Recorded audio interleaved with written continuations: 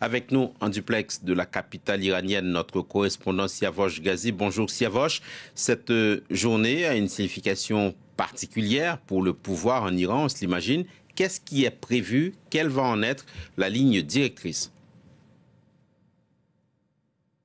Alors, une foule importante s'est réunie donc dans le centre de la capitale iranienne, à l'endroit même qui était la cible des attaques israéliennes.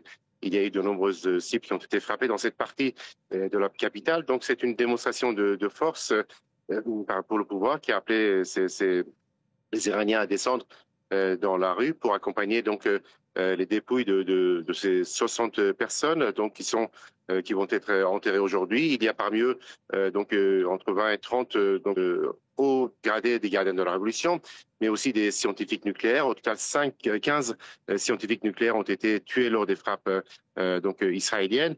Il y a également des enfants, mais aussi 9 journalistes, apparemment tués lors des frappes contre le siège de la radio et de la télévision d'État. Pour le pouvoir, donc, c'est de montrer qu'il tient il réunit et rassemble ses partisans, et donc à l'endroit même où il y a eu donc des frappes très importantes dans le centre de la capitale iranienne.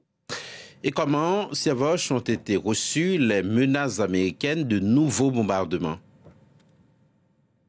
Alors, le ministre iranien des Affaires étrangères a dénoncé les menaces de Donald Trump en affirmant que si le président américain voulait un accord sur le dossier nucléaire, il fallait qu'il mette de côté à la fois son ton irrespectueux à l'égard du guide suprême iranien et aussi aborder entreprendre des discussions dans le respect avec l'Iran.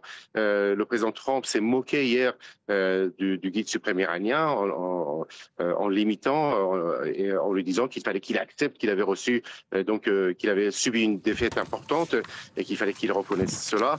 Il a même ajouté qu'il avait décidé de suspendre ses démarches pour la levée des sanctions contre les exportations pétrolières iraniennes vers la Chine après les déclarations du numéro 1 iranien. Et le ministre des Affaires étrangères a affirmé que si les États-Unis voulaient avoir un accord ou des discussions pour avoir un accord sur le dossier nucléaire iranien, il fallait qu'il parle avec l'Iran avec respect. Et donc c'est le ton qui est utilisé ici. Mais autre problème qui existe aujourd'hui, c'est que l'Iran a suspendu la coopération avec l'agence onusienne, l'AIOA, qui ne peut plus envoyer d'inspecteurs en Iran pour aller visiter les sites nucléaires iraniens qui ont été frappés par les États-Unis, mais aussi par Israël.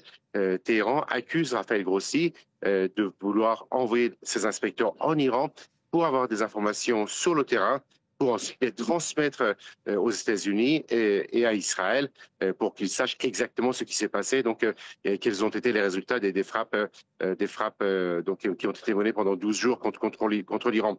Donc c'est une méfiance très grande également à l'égard de l'AIOA qui s'affiche aujourd'hui en Iran. Merci beaucoup, Siavosh Ghazi, correspondant de France 24.